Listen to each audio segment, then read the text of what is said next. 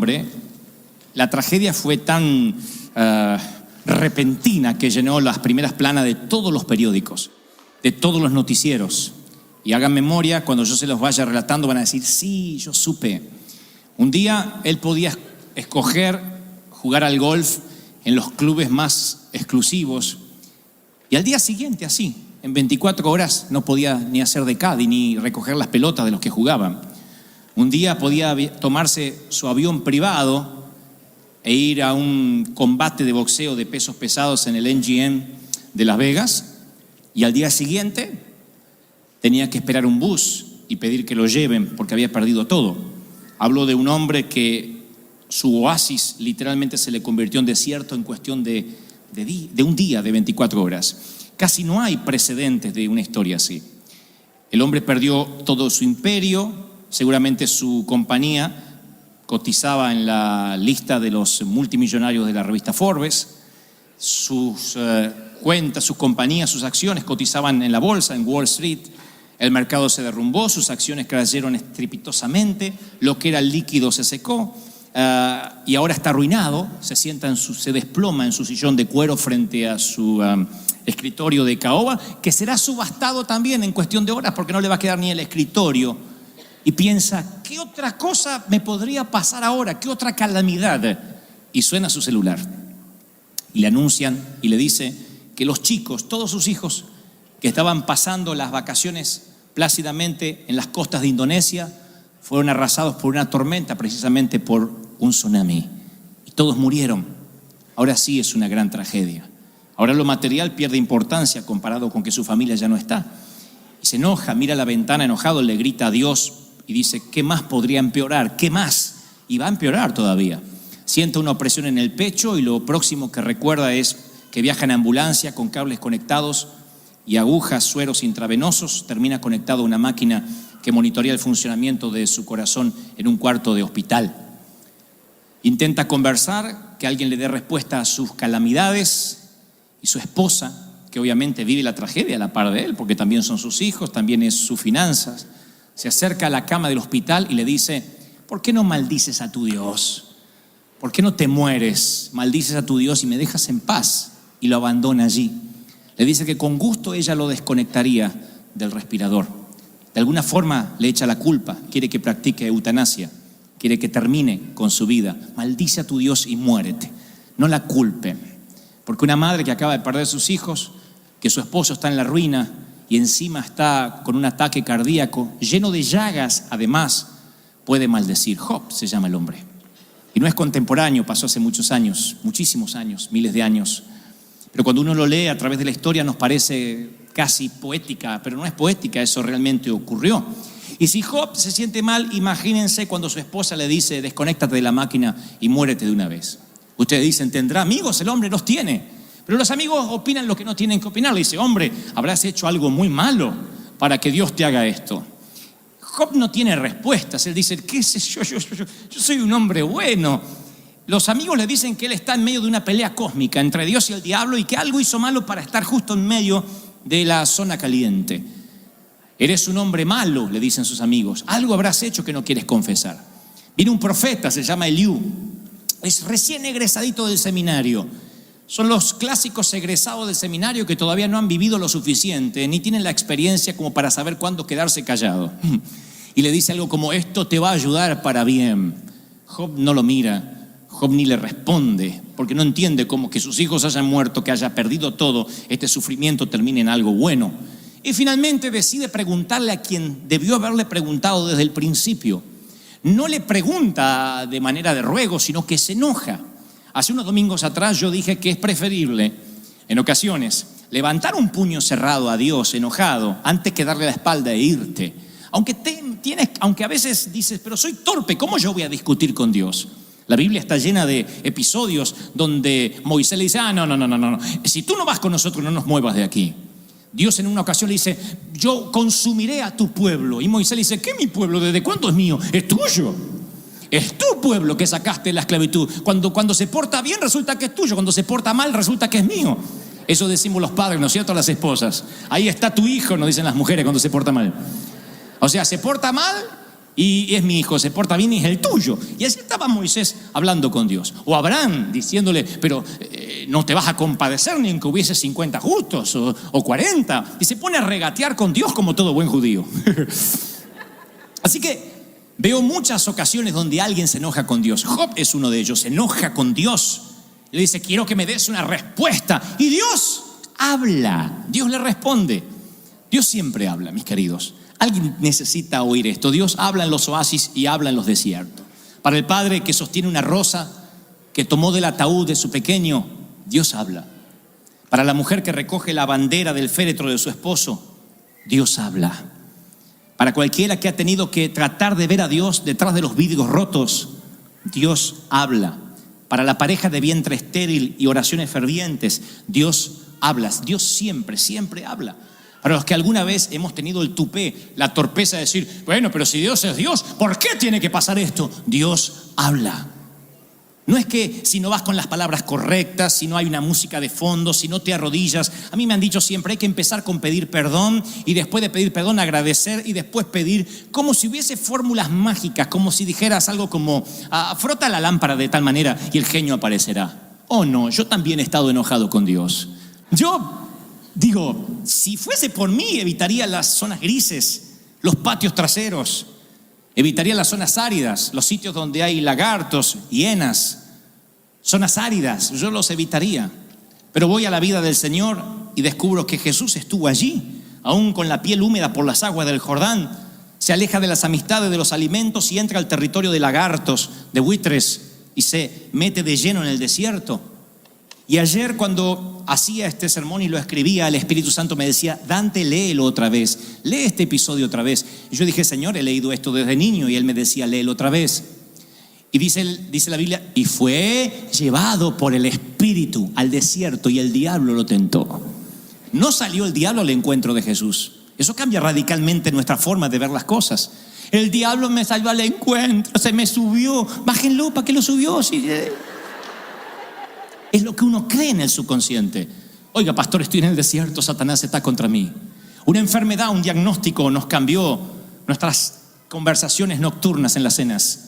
Lo que antes era alegría, compartir programas de televisión, hoy todo gira alrededor de quimioterapias, melanomas, cáncer, caída de cabello. La vida nos cambió. Nuestra nevera estaba llena de comida siempre, ahora está llena de medicamentos. Esto tiene que ser de Satanás, decimos. Y esa es la teología más fácil. Oiga, las cosas malas, Satanás, las cosas buenas son de Dios. Es lo más fácil para predicar. Predica durante mucho tiempo que las cosas buenas provienen de Dios, las malas son de Satanás, y tendrás un grupo de ovejas a las que les gustan las cosas fáciles. Pero luego vendrán las crisis, vendrán los vientos, dijo el Señor. Él prometió vientos, prometió tormentas, prometió vida real. Y si nosotros a la vida real no le agregamos la ecuación de la eternidad, si, como dijo el apóstol, solo pensamos que todo se reduce a 60, 70, 80 años de vida, pues estamos fregados, diría Montaner. Si pensamos que todo ocurre en 7, 8 décadas de vida, somos pobres, dijo el apóstol, somos pobres. Seríamos desgraciados, tiene que haber algo más. Fue llevado por el Espíritu al desierto. Tú no necesitas viajar a Israel para experimentar el desierto. Una cama de hospital te puede llevar ahí. El cementerio es suficiente para trasladarte, el divorcio, las deudas, la depresión. Cada vez que la Biblia menciona el número 40, se asocia a batallas prolongadas. Noé enfrentó por 40 días lluvia, Moisés enfrentó el desierto por 40 años, Jesús estuvo por 40 días y era tentado por el diablo. Ahora, aclaración, es una falacia pensar lo que nos vendió Hollywood, que Jesús tuvo una tentación que se limitó a 3 preguntas y 3 respuestas. Vino Satanás y le hizo 3 preguntas y él dijo, escrito está, escrito está, escrito está, terminó la tentación. Claro que no fue así. La Biblia dice que fue tentado durante 1 mes y 10 días. Nada más que se asoma una partecita, una puntita del iceberg de lo que Dios nos permite saber de todo lo que habrá sido esa tentación. Y esta palabra, mis amados, va para los que están peleando duro. Para los que dicen, pastor, comenzó el año, pensé que las cosas iban a cambiar, pero sigo peleando duro, médico tras médico, diagnóstico tras diagnóstico, pañal tras pañal, currículum tras currículum, hoja de vida tras hoja de vida, dolor de cabeza tras dolor de cabeza. estoy peleando duro y necesito una palabra. Dios me ha dicho que te diga. Dios te va a sacar del desierto. Dios te va a dar una respuesta. Dios va a contestar desde el cielo y Dios va a hablar. ¿Cuántos lo creen? Dígame amén. Dios va a hablar. Dios va a hablar. Si no sabemos esto, el desierto se termina transformando en una sala de maternidad de adicciones. Porque hay gente que dice, estoy en el desierto, estoy lejos de Dios, porque si estuviese con Dios no estaría en esta crisis financiera. Entonces pensamos básicamente, crisis financiera, no Dios, significa que estoy con el diablo, más si me inmerso o me sumerjo en la pornografía. Como al final estoy lejos de Dios, debo estar lejos porque mi matrimonio está en crisis, porque mi caballero se transformó en un sapo. El príncipe encantado se transformó en un sapo, así que tengo que estar en crisis. Si estoy en crisis, estoy bajo el dominio de Satanás y nos sentamos con un tarro, un pote de ice cream de helado a comer en cantidades industriales. Y después aparecemos así. ¿Engordaste? No, el desierto. Todas soluciones a corto plazo para problemas profundos, pero escuchen esta revelación. Nunca culpes a Satanás necesariamente por esos episodios. En ocasiones Dios nos quiere procesar en un pueblo que tiene que sembrar para cosechar. Para que se termine la era Moisés y empiece la era Josué en tu vida, sí o sí, materia, sí de cuanón, materia ineludible, señores y señores, ladies and gentlemen, es el desierto. El desierto no se puede evitar. El desierto nos bendice, nos hace fuerte, nos dobla. Y a veces decimos, me voy a quebrar. He visto en el sur de la Florida a veces simplemente con el presagio de una tormenta, ni eran huracanes, donde las palmeras hacían así, se doblaban y decían, esta no se levanta más, y se iba el viento así. Y hay aquí que tiene el espíritu de palmera, que dice, me voy a quebrar, o como son como los juncos y se vuelven a poner de pie. ¿Qué es lo que te hace fuerte? ¿Qué es lo que te cura de los que sufren de que el público no los acepta? Vieron que hay gente que dice, yo sufro porque vivo de la aprobación de los demás. ¿Qué es lo que te cura? Que no te aprueben. Yo cuando comencé a servir al Señor siendo muy jovencito decía, yo no soporto las críticas. Dios dijo así. Y entonces inventó las redes sociales y me puso en medio del ojo del huracán para que justamente ese desierto me fortaleciera para lo que iba a venir. Solicitudes de empleo que no te contestan, ninguna universidad te acepta, ningún médico encuentra la solución. Oh, por Dios, yo sé que han estado en esas estaciones de la vida. Ningún abogado te da esperanza, no consigues compradores para tu casa, tus caminos están cerrados con barricadas y sientes que las puertas están bloqueadas y dices, Satanás. No siempre es Satanás. Tienen un amigo en el apóstol Pablo. Pablo hace su segundo viaje misionero con Silas y Timoteo y esto es lo que dicen, nada más que no son pasajes populares, pero por Dios están allí en la Biblia, Hechos 16:6. Esto es lo que dicen las crónicas de viaje el apóstol. Atravesaron la región de Frigia y Galacia, ya que el Espíritu Santo les había impedido que predicaran en Asia. Les cerró las puertas. Cuando llegaron cerca de Misia, intentaron pasar a Bitinia, pero el Espíritu de Dios, otra vez, no se los permitió. Cuando Dios abre, no hay quien cierre. Pero cuando Dios cierra, no hay quien abra. Somos nosotros los que le ponemos un punto final a lo que Dios puso una coma. Las hermanas de Lázaro dijeron, si hubieses estado aquí, mi hermano no hubiese muerto. ¿Por qué ponerle un punto a lo que el Señor puso una coma? ¿Y por qué ponerle una coma a lo que Dios puso un punto? Y continúas con relaciones que no tienes que continuar, relaciones tóxicas, situaciones de conflicto que te vampirizan, que te drenan la unción, y sigues diciendo, no, es que yo quiero tener misericordia, y quieres ser más bueno que Dios. Mi mamá decía, no intentes ser más bueno que el Señor porque vas a morir crucificado. Así que no pudieron ir ni al norte, ni al sur, ni al este. Se cerraron las puertas de Asia y se abren las de Europa.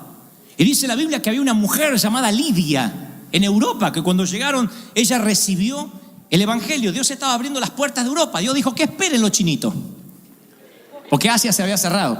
Pero vayan a Europa.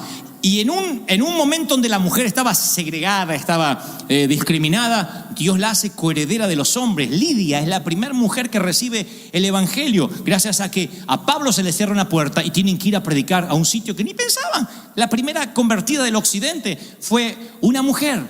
Dios es el Dios de desiertos y de puertas cerradas. Dios le cerró el vientre a una joven Sara para manifestar su poder en una Sara ya anciana. Dios cerró las puertas del palacio para el príncipe Moisés, para transformarlo en un libertador de multitudes, luego de pasar por el desierto. Y hasta Jesús tuvo una puerta cerrada. Señor, Padre, pasa de mí esta copa. Y Dios le dijo no para decirte sí a la vida eterna a ti. Dios le dijo no a su Hijo para que hoy puedas estar aquí, adorar al Señor y tener vida eterna. Mire si no valen las puertas cerradas. Mire si no vale las puertas. Mire si no vale la pena las puertas cerradas. ¿Están recibiendo esto, sí o no? Alguien necesita oír esto. Y el Señor me dijo, dile a mi pueblo que no renieguen, que no se enojen por las puertas cerradas. Porque cuando Dios cierra una puerta, no es que está terminando la tarea, está bifurcándote, desviándote hacia un camino mejor. Porque Él sabe dónde te quiere llevar y cómo te quiere procesar. Y a veces pensamos que es el cuerno de aceite lo que nos unge. No, es la crisis lo que te hizo diferente, lo que te paró firme en la vida.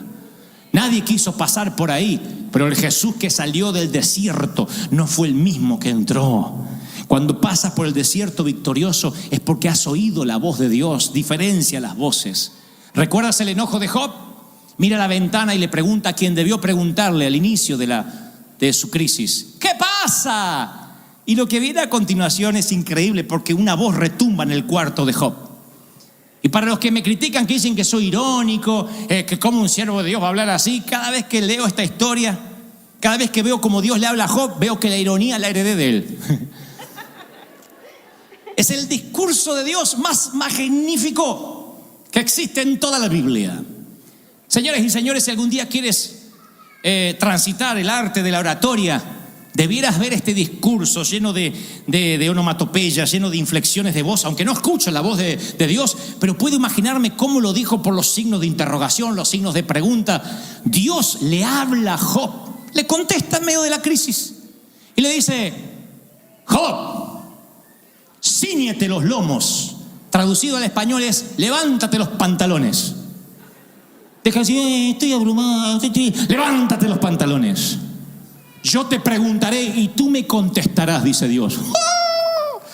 Mirá si un día Dios te dice así en la habitación, yo te preguntaré y tú me contestarás. Porque era Job, ¿qué pasa, Señor? ¿Qué pasa? ¿Cómo puede ser un Dios de amor? ¿Cómo puede ser un Dios que mi suegra vino a casa? ¿Por qué, Señor? Si hay un Dios, ¿por qué? ¿Por qué mi hijo me salió así? ¿Por qué mi marido ronca como un hipopótamo? Porque todo lleno de preguntas.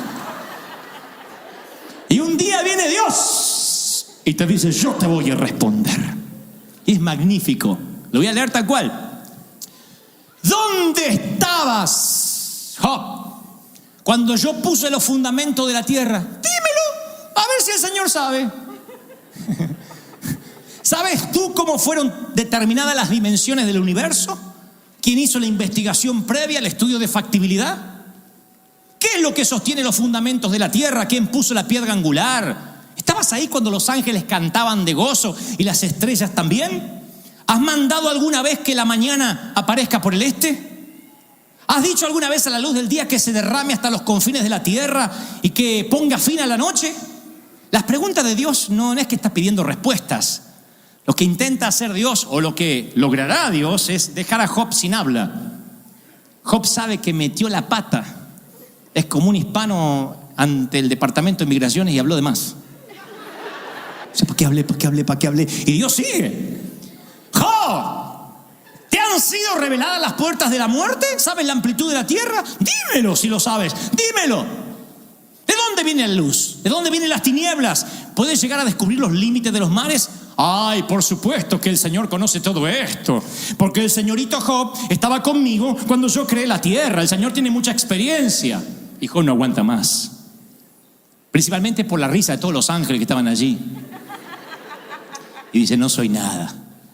¿Cómo voy a saber yo las respuestas? Mejor me tapo la boca y guardo silencio. Ya hablé demasiado, soy como todo judío. Job es un campesino diciéndole al rey cómo gobernar su reino. Es un analfabeto diciéndole a un doctor de idiomas cómo escribir pronombres personales. Job es el aguatero que le dice a Messi cómo patear un penal.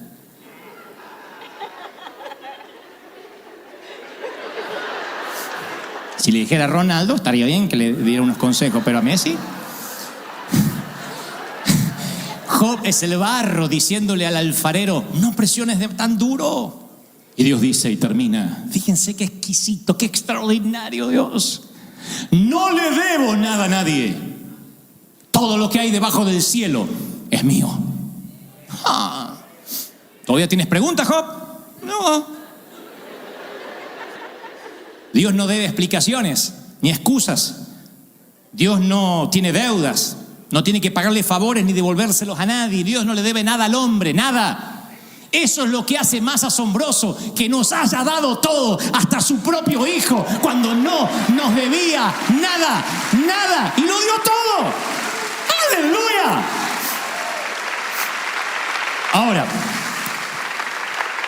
esto va para cuando nos dicen, ¿y si Dios es Dios, por qué hay tanto hambre en la tierra? ¿Y si Dios es Dios, por qué pasan accidentes de tránsito? Porque no nos debe nada.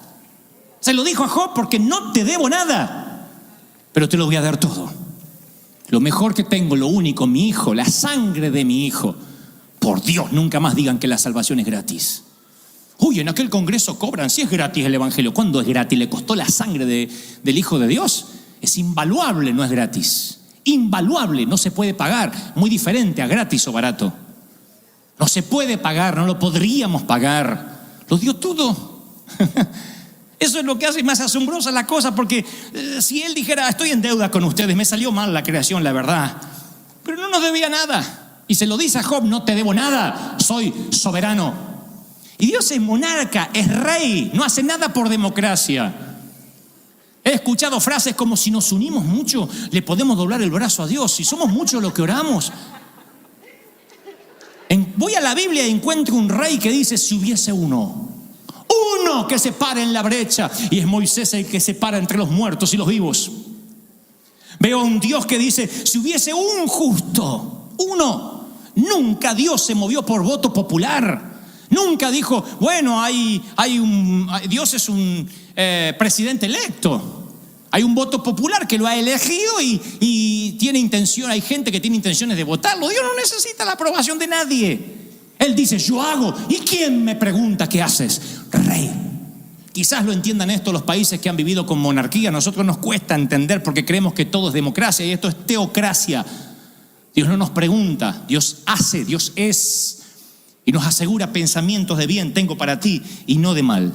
Y si aquí terminara la historia de Job, bien podría terminar aquí sin dar más explicaciones, y la prédica sería algo como, señoras, señores, no hay más nada que decirles, Dios es soberano, así que lo que te tocó, agradece por la vida eterna. Es todo lo que tienes. Y si hay algo más, agradécelo. Hasta ahí estaría bien. Pero tendrías que recortar parte de la historia porque Dios, insisto, literalmente no le debe nada a nadie. La vida encontrará en poquito tiempo a Job otra vez sentado en un sillón mullido de cuero ante un escritorio de caoba. Y entonces no nos queda la imagen de un Dios petulante, de un Dios duro, distante. No podemos tomar esta parte de Dios hablándole a Job diciendo, bueno, es la evidencia que Dios nos hace muchas preguntas, pero no nos da respuestas. No, Dios multiplica a Job. Dios lleva a Job a un grado de bendición tal que tendrá sus rodillas llenas de nietos, de bisnietos, de 4 generaciones. Su ganado será mejor, volverá a cotizar en Wall Street, recuperará su avión privado, volverá a ver a INGN, a ver los pesos pesados en el boxeo, será multimillonario otra vez. Dios le dará mucho más de lo que él creía que Dios le había quitado. Pero lo mejor de la historia no es esto, lo mejor es que dice la Biblia, y Job vio a Dios. Y declara, de a oídas te había oído, pero ahora mis ojos te ven. Cuando lleguen al cielo, les doy mi palabra de honor. Si se encuentran con Job, después de saludarme a mí, claro, y van a ver a Job, dígale, ¿darías cualquier cosa por volver a escuchar a Dios? Y estoy seguro que él estaría dispuesto a quedarse con sus llagas, con sus quiebras financieras, con tal de volver a oír a Dios. Lo oyó a Dios y declara, ahora mis ojos te ven. Mi querido, yo no sé si veíamos o no veíamos a Dios en la catedral, pero yo puedo decir que gracias a todo ese periplo, gracias a esas vueltas que dimos, ahora hemos visto al Señor. Y esto es lo que me dijo, diles que el desierto va a pasar, como pasó para mí cuando fui tentado. Pero lee otra vez lo que ocurrió minutos antes de salir del desierto. Siempre yo tengo, no discusiones, pero mis debates con Dios y digo, Señor, yo conozco la historia, dime qué. Y Él decía, léelo otra vez. Y vuelvo a los evangelios y lo leo como un niño y descubro casi por primera vez esta frase. El diablo entonces le dejó a Jesús. Y aquí vinieron ángeles y le servían.